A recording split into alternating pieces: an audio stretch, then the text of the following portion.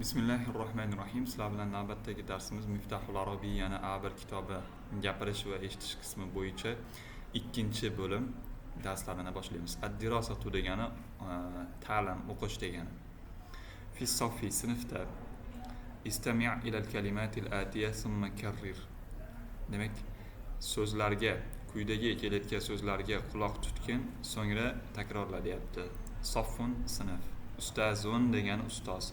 Mibratun degani qalam archadigan archirg'ich.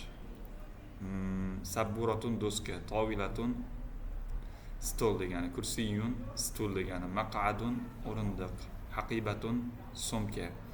Kitabun kitob. Daftarun daftar. Varaqatun varaq. Qalamun qalam. Hasub kompyuter. Mimhatun o'chirg'ich. Mistoratun sig'ich. Qalamu rasosin ruchka degani. Demak, bu yerda ko'rib turgan so'zlarni mana shu pastdagi ramkaning ichidagi rasmlarning tagiga yozib chiqish kerak. Muasana. ضع الكلمات السابقة في مكانها المناسبة في الجدول. Jadvaldagi shu jadvalda mana bu yerda berilayotgan so'zlarda muasana muzakkar va muannasga qarab turib ajratishlik kerak. Bu yerda muzakkarni qanday ajratamiz muannasdan esa muannasni oxiri mana bunaqa ta marbuta bilan tugaydi. Shu tamarbutaga tugamadimi, masalan kitob tamarbutasi yo'qmi, bu endi muzakkar bo'ladi, erkak kishining jinsida bo'ladi. Xo'p, sil baynal mufradi val jam'i fil kalimatil atiya. Quyidagi so'zlarda ko'plik va so'zlardagi ko'plik va birlikni orasini bog'la deyapti. Ustazunni ko'pligini topib bog'laysiz. Asatizatu bo'ladi va buni yodlab olishlik kerak bo'ladi. Keyingisida ma haza, bu nima degani? Istami' waqra, eshit va o'qi deyapti. Ustoz, ma haza ya yamin. Ey yamin, bu nima? La a'rifu ya ustoz. Ey ustoz, bilmayman. Haza hasub, bu kompyuter. Va ma haza ya zayna. Ey zayna, bu nima? Va ana la a'rifu ya ustoz. Men ham bilmayman, ey ustoz. Hal ta'rifu ya kinan. Ey sen bilasanmi, ey kinon? Haza maq'ad, bu o'rindiq. Ahsant, barakallah. Va hal haza qalam ya asim, bu qalammi ey osim? La hazihi tawila, yo'q bu stol. Ahsant ya asim, barakallah ey osim.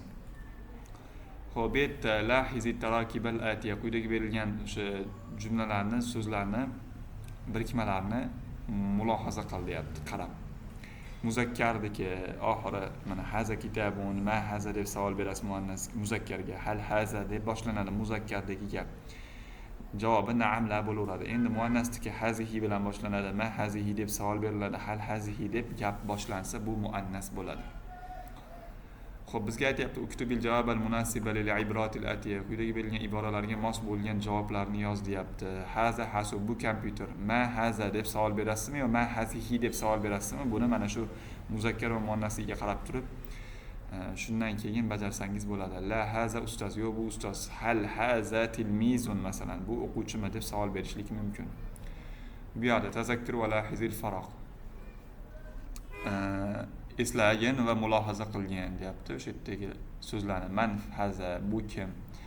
Lil aqil, aqlga. Man hazihi, bu kim? Aqlga, faqat ayollarga. Man ma haza, ma hazihi, bu nima? G'ayri aqlga savol berishlik. Keyingisida tabadul tarakib as-sabiqati ma'a zamilik mustafidan min al-ashya'i al-mawjudati fi as-saffi. Sinfda bor bo'lgan narsalardan foydalangan holda o'rtog'ing bilan birga shu kelayotgan tarkiblarni, ya'ni birikmalarni bir-biriga bog'lab gap tuz deyapti. Istaxdimil kalimatal atiya, quyidagi so'zlarni ishlat. Ma, ha, ma nima degani, man degani kim degani, hal degani mi degani. Shularni ishlatib turib, mana shu so'zlardan foydalanib gap tuzishlik kerak. Savol, so'roq gap bo'lishlik kerak. Nima, ana va kim masalan bu stulmi deb turib savol berib turib gap tuzish kerak. Keyingisida istami' ila hiwaril atiya, quyidagi hivorga quloq tut. Summa ajib anil asilatil atiya, so'ngra quyidagi savollarga javob ber deyapti. Bu yerda istima bo'lib ketadi hammasi. Istimalarni bajarishlik kerak. lahizi tarakib al-atiya. Shu birikmalarni mulohaza qil deyapti. Muzakkarda anta, muannasga anti bo'ladi. Maza ma'aka bo'ladi. Hal ma'aka bo'lsa, demak bunda muzakkar ketayotgan bo'ladi. Endi maza ma'aki, hal ma'aki desa bu muannasniki bo'ladi.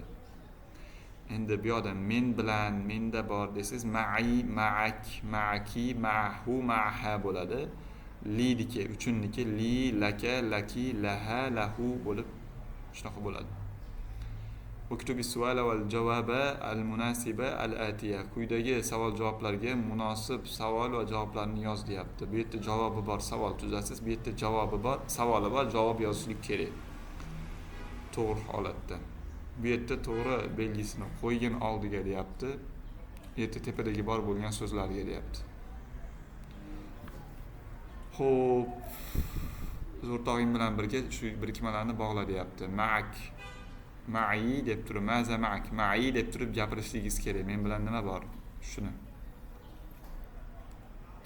Bu yerda unzur ila suvaril atiya, rasmga qara deyapti. Summa sif li zamilikal ashya allati tushahiduha fiha. Unda ko'rib turgan rasmlarni, ko'rib turgan narsalaringni o'rtog'ingga sifatlab ber deyapti. Bu yerda qaraysiz, so'ngra fi surati deb turib sanab ketasiz. Masalan, fi surati saffun va karasiyun va maqa'idun va makatibu va ustazu va talamiz kazalik deb aytishingiz kerak.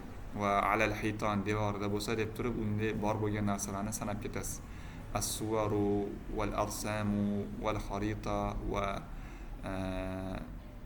alifba va kazalik. Shunday tarzda va sabbura. Devorda doska bor, ramkalar, o'sha rasmlar, alfavitlar qo'yingki, hamma yo'q bor. Shu bor bo'lgan narsalarni aytishlik kerak. Va ala masalan ala degani ustida degani. Buni partani stol desak, bu tovila, ala tovilati, ala kulli tovilati. Nima bor har bitta o'sha nimada? Stol ustida. Shuni sifatlab ketishligingiz kerak bo'ladi. Nima bor bo'lsa o'shalarni o'zini aytib qo'yasiz. Noaniq holatda shu narsalar bor degan tarjima kelib chiqadi. Unsur ila suratil atiya. Quyidagi suratga qaragan. Summa tabadul ma'a zamilika al-asila atiya. Quyidagi savollarga o'rtog'ing bilan birga javob ber deyapti. Hal ma'ahu, u bilan yana nima, uni oldida yana nima bor deb turib savol berasiz. La laysa ma'ahu, yo'q unda deb turib javob berasiz. Masalan, hal ma'ahu hatifun mahmulun, uni telefoni bormi? La laysa ma'ahu hatif mahmul, yo'q uni uyali telefoni yo'q.